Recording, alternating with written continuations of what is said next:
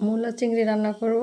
মূলা পাতলা পাতলা করে কেটে নিয়েছি, কেটে নিয়ে ভাপ দিয়ে পানি ঝরিয়ে নিয়েছি যেন গন্ধটা না থাকে।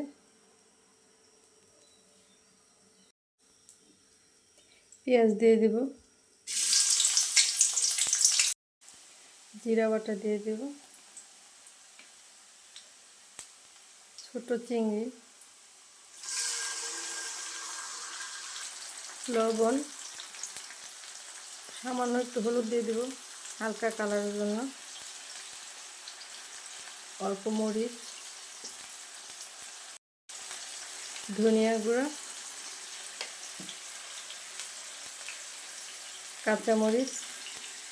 এখন আমি ভালো করে কষিয়ে নিব মশলার সাথে চিংড়িটা কষিয়ে, তারপরে মূলা দিয়ে দিই।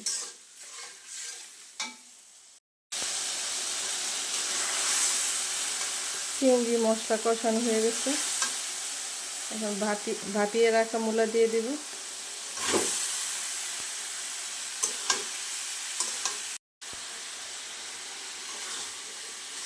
মূলাটা মশলার সাথে মিশিয়ে নিয়েছি, এখন সামান্য একটু করে পানি দিয়ে দিব।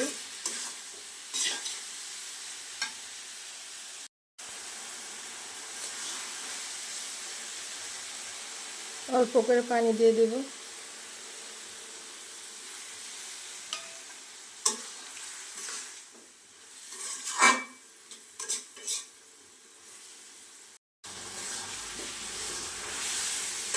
মূলা চিংড়ি হয়ে আসছে, আমি এখন ধনিয়া পাতা দিয়ে দিব।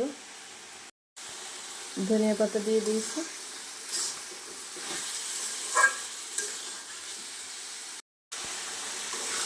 হয়ে গেছে, এখন আমি নামিয়ে নিব।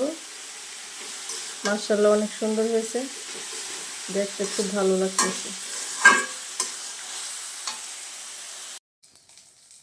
হয়ে গেছে, আমি নামিয়ে নিয়েছি।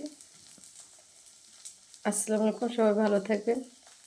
আল্লাহ হাফেজ, ধন্যবাদ সবাইকে। আলহামদুলিল্লাহ অনেক সুন্দর হয়েছে, দেখতে যেমন সুন্দর হয়েছে খেতেও ভালো হবে ইনশাআল্লাহ।